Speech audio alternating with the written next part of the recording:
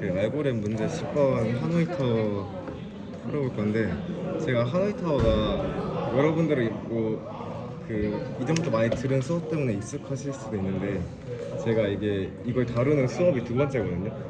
자료 분석 때 이후로 두 번째여가지고 되게 어색하더라고요. 그때 열심히 안 하기도 했고.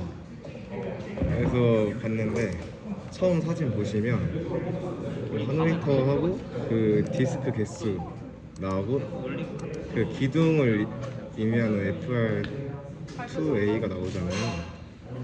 그래서 n이 1일 때 FR에서 2로 간다. 그러니까 두 번째 인자에서 세 번째 인자로 간다. 이거를 의미하고, 이게 베이스 케이스잖아요. 그 다음에 n-1이, 그러니까 이게 n이 1이 아닐 때 그 n-1개의 그 원판들을 그 보조 그 기둥에 옮긴 다음에, 그 나머지 한 개를 2로 옮기고, 그 다음에 또 보조 기둥에 있던 그 n-1개들을 다시 그 2로 옮기는 그 아이디어잖아요.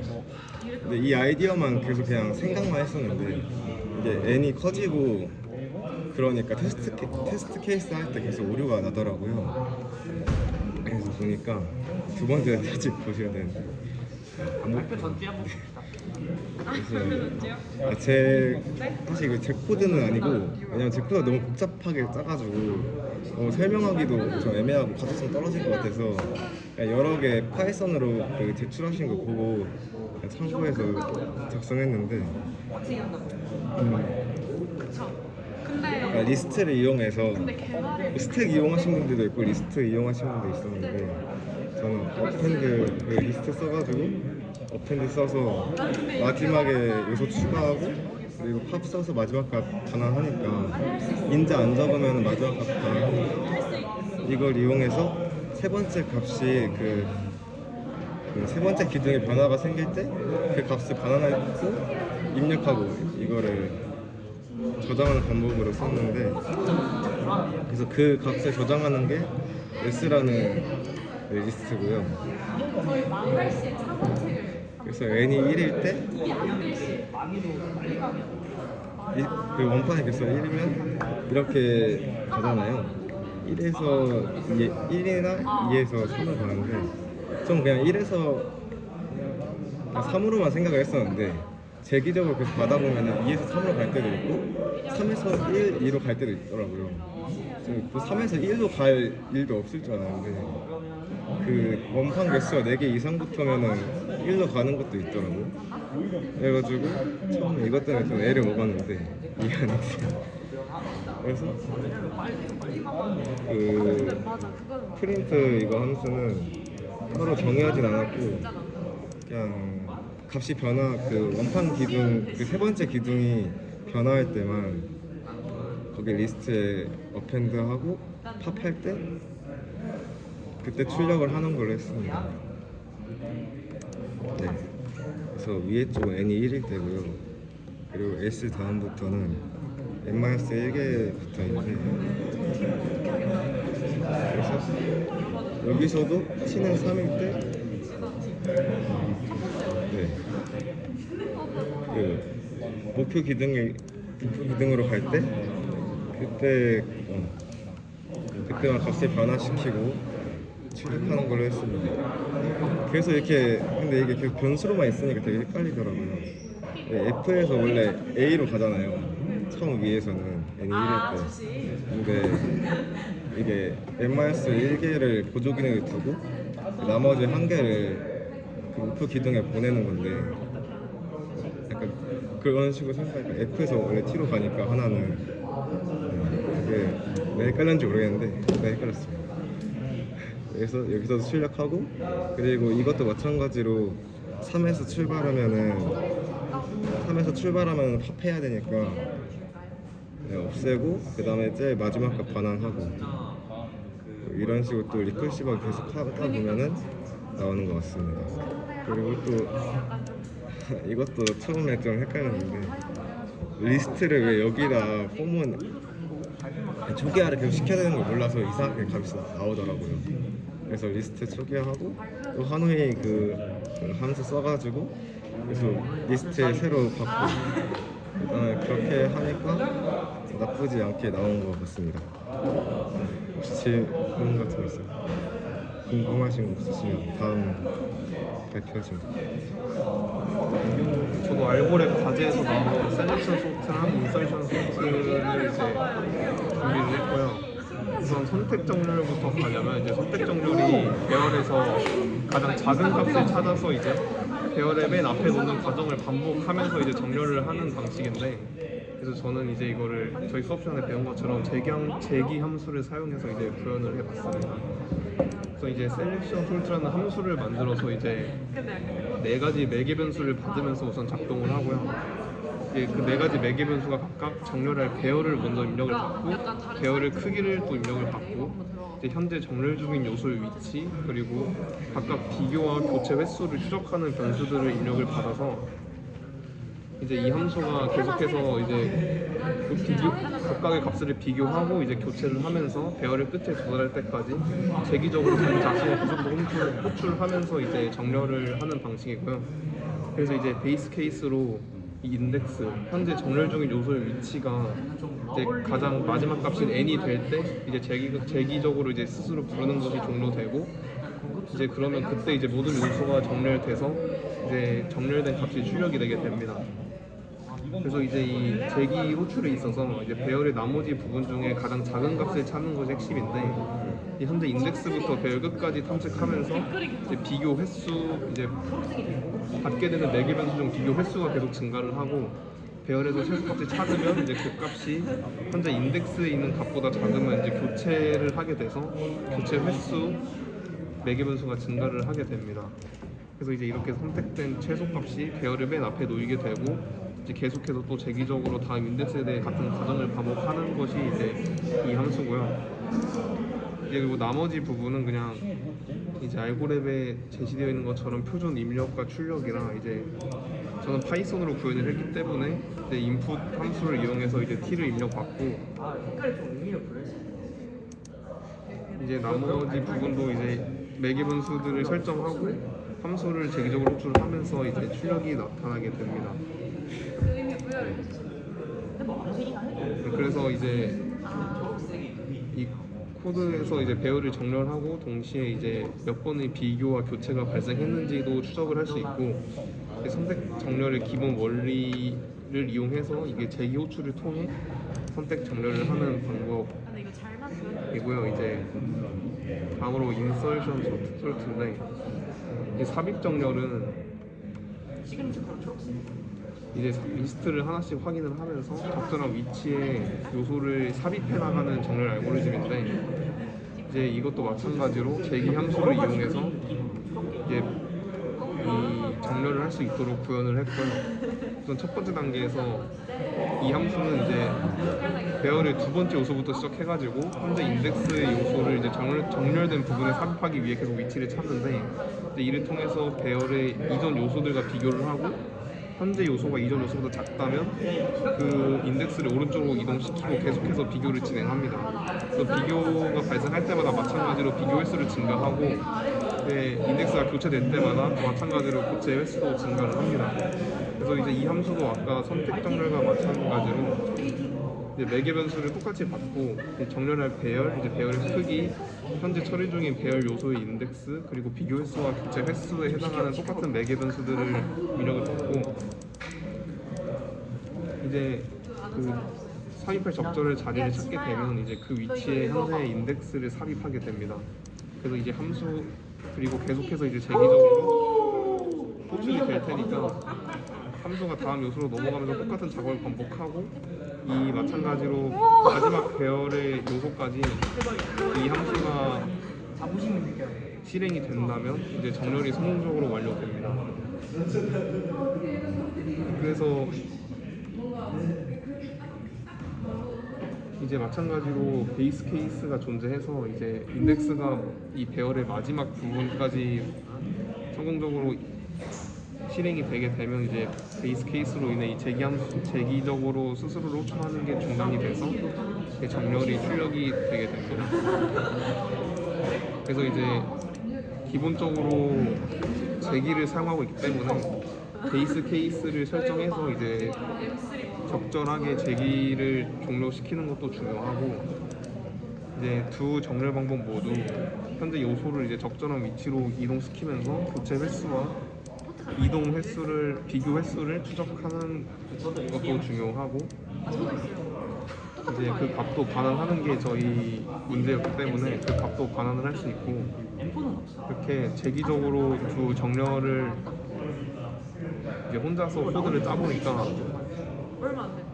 이게 생각보다 코드가 이렇게 길지 않더라고요. 제기를 사용해서 그런지. 그래서 이제 제기에 대해서 확실히 이해를 한 것 같습니다. 근데 이어서 그 디바이드 앤 컨커의 그 퀵소팅 방식을 제가 소개를 할 텐데, 일단 그 퀵소팅 알고리즘에서 이제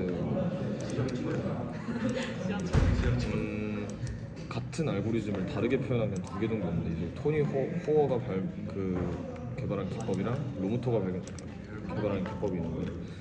이 두 가지를 비교하면서 설명을 해드릴 거고요. 일단 그 전에 퀵소팅이라는 알고리즘에 대해 간단하게 말씀드리자면은, 디바이드 컨커 알고리즘 중에 하나로 이제 뭐 삽입 정렬, 선택 정렬 이런 것처럼 정렬을 하는 알고리즘 중에 하나입니다. 그래서 이제 이 퀵소팅을 하는 방법은 디바이드 앤 컨커 알고리즘이니까 디바이드 파트, 컴바인 파트 나뉘어서 이렇게 나눌 수가 있는데, 디바이드는 이제 파티션이라고 해서 이제 배열이 있다고 한 배열이 있다 가정했을 때 이제 그냥 아무 데이터나 이제 피봇 기준을 정합니다. 그게 이제 피봇이라고 하는데, 이제 그 배열에 있는 데이터들을 이제 그 임의로 정한 피봇 그 데이터를 기준으로 피봇보다 작은 그룹, 피봇보다 큰 그룹 이렇게 두 가지로 나눠서 이제 그 작은 그룹을 정렬을 하고, 이 한쪽 정렬 다 하면 그 다음에 큰 그룹을 정렬을 하게 됩니다. 아까 그 과정이 컨커고요. 컴바인은 따로 필요하지 않은 게, 이제 여기서 머지 소팅을 잠깐 얘기를 드리자면, 머지 소팅은 이 배열을 쪼개서 그거를 정렬한 다음에 또 쪼갠 걸 합친 상태에서 또 정렬을 한 다음에 쪼개지고 이런 과정이 반복이 되는데, 이제 퀵소트는 그냥 그 배열에 이제 기준 데이터를 하나 잡아놓고 거기서 작은 거 큰 거 이미 그 어느 정도의 그 컨커 작업을 하기 전에 그 수압 과정을 통해서 어느 정도 그 작은 그룹 큰 그룹을 나눠놨고 거기서 그냥 소팅만 하면 되기 때문에 머지 소팅보다는 훨씬 빠르게 소팅을 할 수가 있다고 합니다.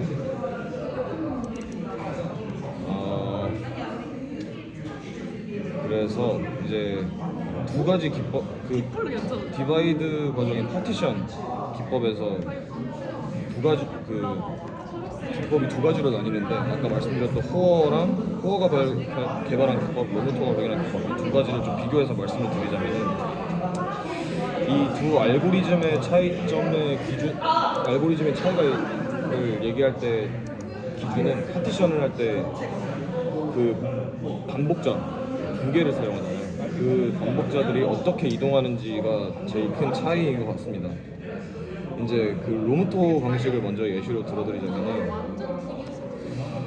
이제 여기 그 안에 나오는 코드랑 좀 같이 보면은 피봇을 우선 제일 작은이라기보다는 인덱스 제일 처음에 있는 그 데이터를 피봇으로 넣고, 그 반복자를 맨 처음 그 로우 위치에 있는 그 데이터를 적고, 이제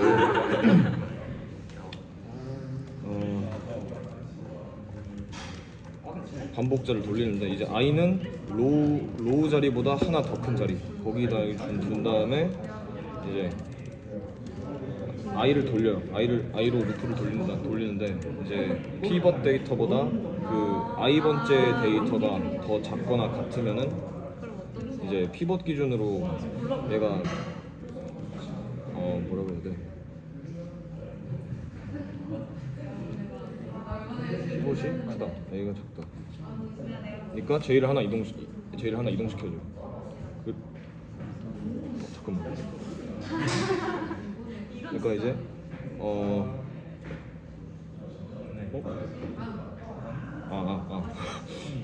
그러니까 이제 피봇을 정해놓고 작은 그룹, 큰 그룹을 나눈다 했잖아요. 이제 그거를 이제 아이가 이제 피봇이랑 그 비교 대상인 데이터를 찾는 역할이고, 이제 아예 큰 그룹에 속하면은 그 수합을 하지 않고 얘가 피봇보다 그 데이터가 작으면은 그 위치를 바꿔줘요. 그러면서 이제 그 작은 그룹이랑 큰 그룹이랑 이제 만들어주는 거예요. 근데 이게 이제 뭐 로무트 방식이고요. 그 다음에 코어 방식은 그 반복자가 이제 양 끝에서 시작합니다. 하나는 맨 끝에, 하나는 맨 끝인데 하나는 제일 처음 거, 하나는 제일 마지막 거보다 하나 더. 그러니까 i는 맨 처음 거니까 로우 마이너스 1, j는 맨 하이 플러스 1. 여기서부터 시작을 해서 이제 이게 i는 피벗 데이터보다 작으면은 그냥 계속 돌아가고 루프가 돌아가고, j는 피벗 데이터보다 크면은 계속 이제 반복자를 이동시키는데, 만약에 여기 i보다 j가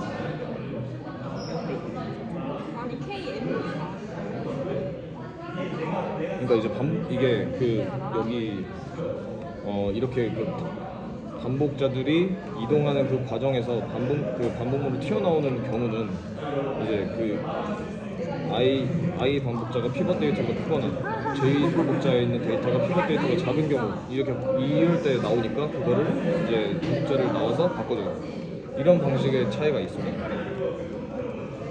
그 과정을 거쳐서 이제 스위치를 하게 됩니다.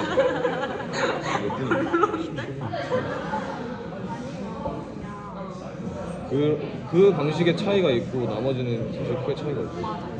그리고 좀 더 말씀을 드리자면은 이 퀵소트 알고리즘의 워스트 케이스, 베스트 케이스 이런 거 얘기하잖아요. 여기서 이제 워스트 케이스는 피벗 기준으로 n개 뒤에 n개 스택이 쌓였을 때 이제 많은 쪽을 먼저 사용하는 그 경우가 근데 이거랑 비슷하게 하면 약간 표절이 되니까.